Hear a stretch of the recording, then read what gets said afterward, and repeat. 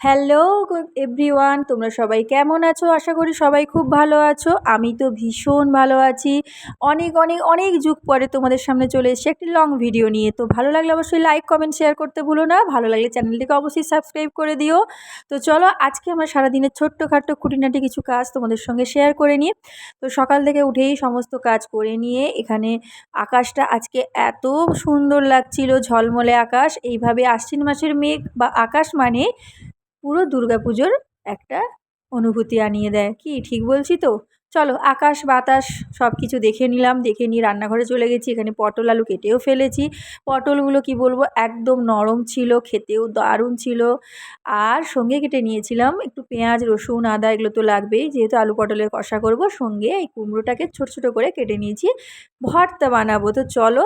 আর এই কুমড়োটা একদম নরম ছিল, যার মধ্যে একটা দানাও ছিল না। সত্যি একদম দারুণ স্বাদেরও ছিল। তো চলে এসেছি, সমস্ত রান্না বান্না দিয়ে কমপ্লিট করে নিয়ে স্নান টান করে নিয়ে চলে গেছি এখানে ভর্তা মাখার জন্য। তো ভর্তা এখানে মাখবো, আজকে কুমড়োটাকে ভেজে মাখবো। কারণ আমি ভাতে তো সবসময়ই খেয়ে থাকি, কিন্তু এইভাবে যখন অন্যান্য ভিডিওতে দেখি, আমি কখনো এইভাবে ট্রাই করিনি। তো আজকে ফার্স্টবার ট্রাই করলাম। ট্রাই করে অসাধারণ লেগেছিল। আজকে আমাদের লাঞ্চটা কিন্তু শুধুই ভর্তা দিয়েই খাওয়া হয়ে গেছিলো। সত্যি কথা অসাধারণ হয়েছিল। তো তোমরা তো সবাই নিশ্চয়ই খাও বা খেয়েছো। আমি কিন্তু প্রথমবার ট্রাই করলাম, আমার দারুণ লেগেছে। আর সঙ্গে করেছিলাম আলু পটল মাছের ঝোল। ঝোল ঠিক বলবো না, আলু পটলটা একটু কষা কষা করে তো মাছ দিয়েছিলাম। আর এখানে আমি মাম্মামকে খেতে দেবো বলে একটু ভাত বেড়েও নিয়েছি অল্প করে। তো মাম্মামেরও খুব ভালো লেগেছে। আর লঙ্কা আমি একটু অল্পই দিই, কারণ আমার মেয়ে খাবে আর আমরা একটু কমই ঝাল খাই। আর এই তোমাদের দেখিয়ে দিলাম মাছের ঝোল করেছি। এখানে মেয়েকে বললাম চলে আয়, তোকে একটু খাইয়েও দিই।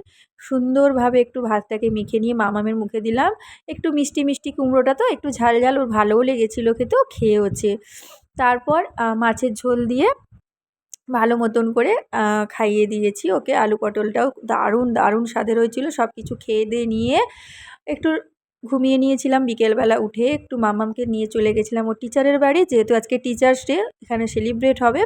তো ওকে ওখানে দিয়ে আমরা একটু চলে গেলাম চা খেতে। চা খেয়ে নিয়ে আমার ভীষণ খিদে পাচ্ছিলো, একটা কুরকুরের প্যাকেট কিনলাম। তারপরে গল্প করতে করতে দুজনে বাড়ি চলে গেলাম। তো আমার এই ছোট্ট ব্লগটি এই পর্যন্ত। ভালো লাগলে অবশ্যই বলো টাটা।